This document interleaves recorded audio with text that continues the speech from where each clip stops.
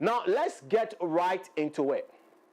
A lot has happened to a Parisian club, and it has led to a lot of things to also develop around this club. Now, for years, PSG's football greatest paradox, unlimited resources and sporting biggest stars, yet consistency in European competitions was just full of disappointment, I should say. And when Qatar arrived in 2011, they followed up that particular surge by bringing in such big names like the likes of, yes, you guessed right, this gentleman here looking this way, yes, he was part of that. However, there were a lot of Galácticos that came through the project and mishandled and led everything. However, one gentleman came through and everything was working right. I'm talking about Luis Enrique. When he came through, everything at PSG changed.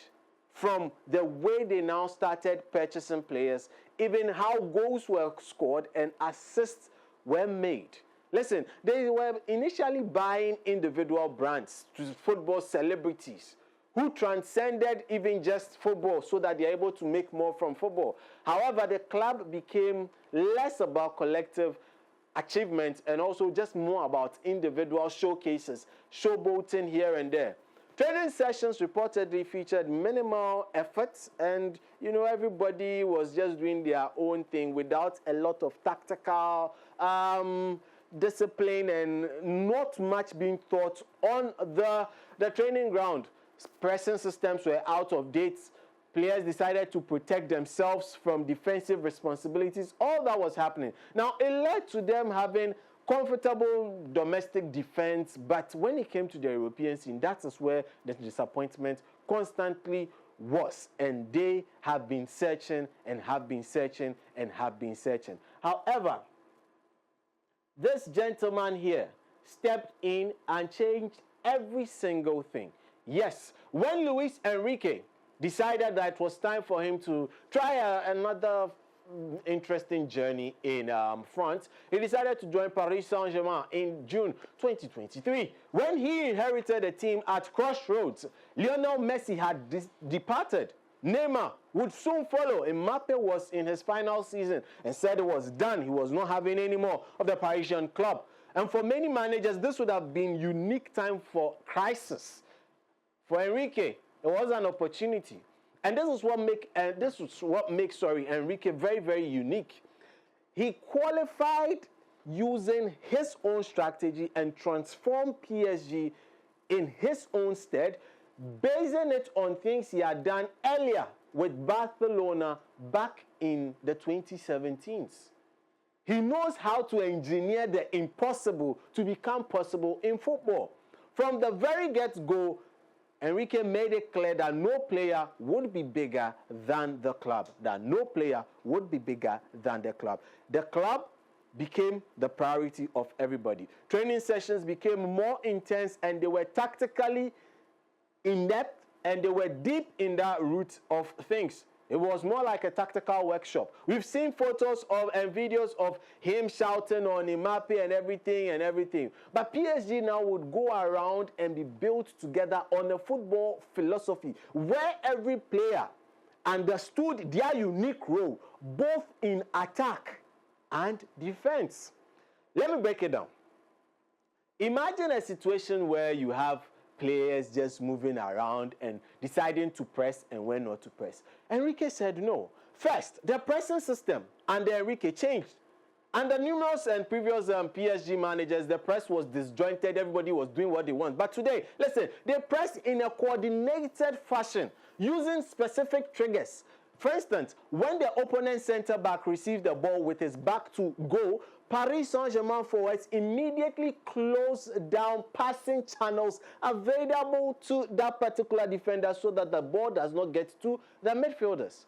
That is compressing the space. Now, second, positional play. Enrique has implemented a system where players are assigned specific zones rather than fixed positions, creating an unpredictability with attacking patterns. Take your mind back to even yesterday where the man was operating from. I'm talking about Kvaratskhelia. But now let's throw in Vitinha and João Neves, where they operate from in midfield. both of them were not signed as headline-grabbing superstars, but both of them have perfectly embodied what Enrique wants to do in the middle with regards to work rate. In a recent match against Liverpool that they, played in the Champions League, Vitinha completed 103 passes with a 94 passing accuracy.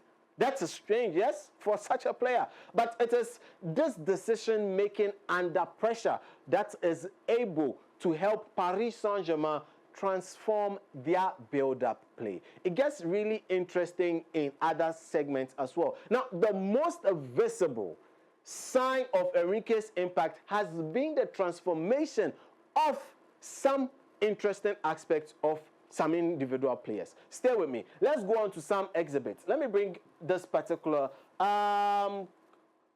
yes, now let's get into these three players. Now let's talk about Ousmane Dembele. Ousmane Dembele joined Paris Saint-Germain from Barcelona after going through Dortmund and all that. He was not having a brilliant season. There were moments where he was brilliant and in other moments injured. It was inconsistent. But under Enrique, he has been reborn. So far, he has scored over 28 goals, in fact, over 35 appearances for the Parisian club. Now, the wild shots from impossible angles have been replaced by intelligent final passes. So one would ask, what's changed? Well, Enrique showed Dembele a speciality and a specified video comparing his decision-making to elite forwards. Just a video.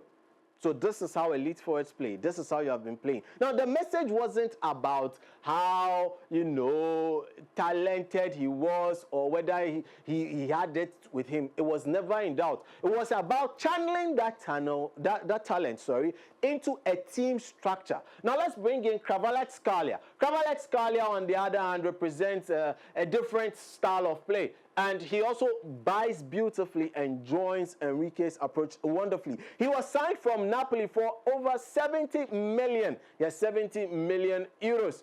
Kvaratskhelia was immediately deployed in a different position than he had been playing in Italy under Dan Conte. Rather than disrupting his form, this potential has rather enhanced his impact. Now, defensively, that's where it also gets interesting. Now, the partnership of Pacho and Mendes and Marquinhos, who somehow had a very off game against Aston Villa, has given Paris Saint-Germain the defensive solidity which is needed for them to build upon and give us all the flair that we see now. Behind the defense is one gentleman, Donnarumma, who has reached new levels of consistency that no one thought would be happening. A lot of critics have said a lot of things, but Enrique engineered a complete cultural transformation when he joined Paris Saint-Germain. Upon arrival, he eliminated all special privileges available to star players, hence ruling it all out and making everybody the same. So there were no private parking, no personal entourages at training. Imagine players coming to training and all, they come with their own people. No guaranteed seating and starting positions. For a club built around superstar treatment, having the likes of Jordan as your skate sponsor, this was a big cultural change that happened. But even with more surprising was how the club's hierarchy decided that this was the coach and they would support him. Now he's providing the results, and the results are speaking big for Paris Saint-Germain, and they have moved out of mediocrity in Europe to performing wonders in Europe. Now, players celebrate each other's achievements and successes rather than saying, I can also do same, or competing for individual accolades. It's been a big cultural change that has happened, and Enrique's psychological approach is equally really helpful when it comes to this. Now, before big matches, he creates a situation where, detailed visualizations of success scenarios rather than generic, that whole generic motivational talks is a thing of a past for him. He walks players through specific game scenarios When you experience this, this is how you react to it. When the team comes up to you and you're under pressure, this is how you relieve the pressure. And it has really helped them in their Champions League quest. So it all comes together beautifully for Paris Saint-Germain, who are now in the semi-finals of the Champions League. In knockout matches this season, Paris Saint-Germain has had an out and out thing. They don't fear nobody, irrespective of the opponent. They try as much as possible to keep an, just interesting position. By an average of 17% in second halves, they have been able to deliver good results. In hindsight, compare them to how they used to behave back in the day, and you would say that those teams were not tactically disciplined, had a lot of star power, dependent on stars. Now, PSG's collective approach has really shifted their mindset and throws everything into gear for them. With their domestic dominance still continuing, the question now is whether PSG can translate that domestic dominance into becoming an European elite. Enrique's transformation has gone far enough to see them secure that, elusive Champions League trophy. Is it possible? Well, it is, because they are currently in the semi-final and look to meet whoever comes out from the whole Arsenal-Madrid game. This is going to be fantastic. It's really going to be fantastic. Now, PSG's journey under Enrique represents a lot. It represents more than just another chapter of a wealthy club's history. It represents one of cultural change. It represents how modern football requires more than just assembling a talented unit and also just big stars, but requires the right approach to bring talent and cohesiveness into a clear identity. The days of PSG as, we are this superstars, a collection of superstars, as you might term, Galácticos, looks to be way over. They are bringing in young potential guys who are now more powerful and also imbibe the coach's tactical credence on the pitch. Listen, Paris Saint-Germain, should they continue in this way, would not be far of lifting the Champions League. One thing is clear, this is not the PSG we were accustomed to in the past. This is Luis Enrique's PSG team.